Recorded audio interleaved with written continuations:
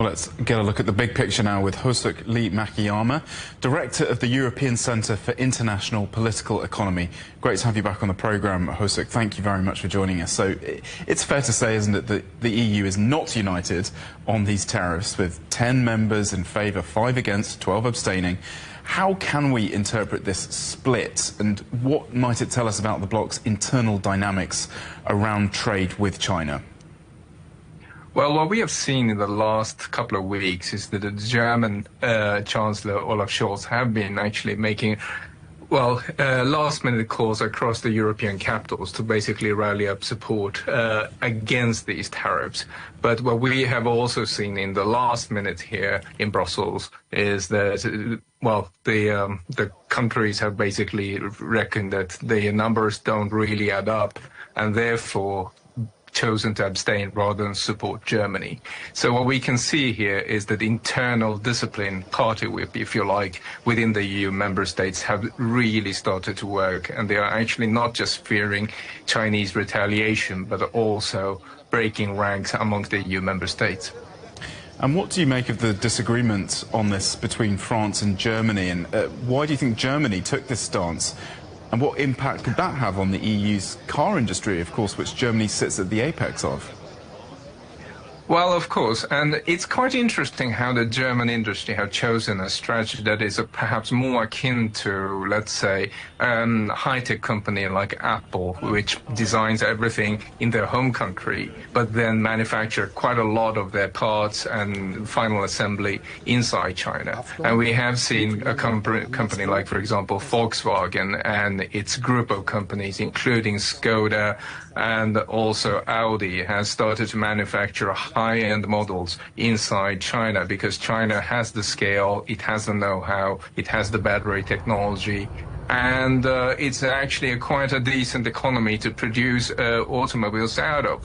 So even the German labor unions in the Volkswagen, who's, by the way, shareholders of Volkswagen, together with some of the German sub-states, have basically green-lighted this kind of supply chain outsourcing, if you like, making in China. And of course, we shouldn't forget that for the most European auto manufacturers who are export-led, so for example, like Volkswagen and Audi, BMW, China represent now the world's largest market outside of Europe. And Volkswagen is, for example, China's second largest brand, selling about 1 million cars per year. Now, the Hungarian Prime Minister Viktor Orban has warned of an economic Cold War with China. Do you believe that these tariffs could escalate into a full-blown trade war?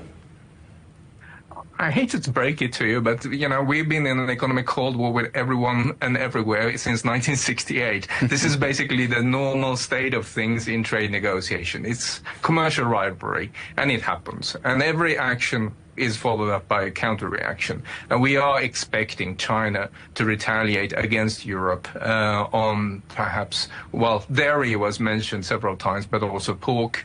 Other items that have come up is, for example, graphite, that could basically cripple the manufacturing of automobile batteries inside of Europe.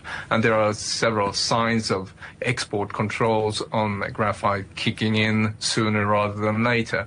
So, but one thing that we know about Chinese retaliation, however, is that they tend to be quite measured. China knows that there are other cards up Europe's sleeve, and they prefer not to escalate things to deteriorate even further. Okay, so there are cards up their sleeve. You've been involved in these trade negotiations before. What happens next? What are the most important next stages to this dispute? And are there any opportunities for an off-ramp to be found? Well, for these tariffs to entirely go away, that's perhaps too much of an idyllic scenario. That basically doesn't happen.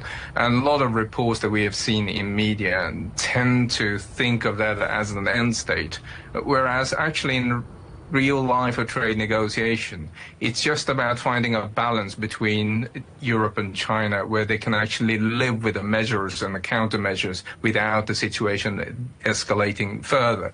So I don't think these tariffs will entirely go away. But as we see Chinese manufacturers investing more inside Europe, BYD has invested, for example, in Hungary, and they are probably looking at investing in France, which is probably, from a political reasons, quite a good idea.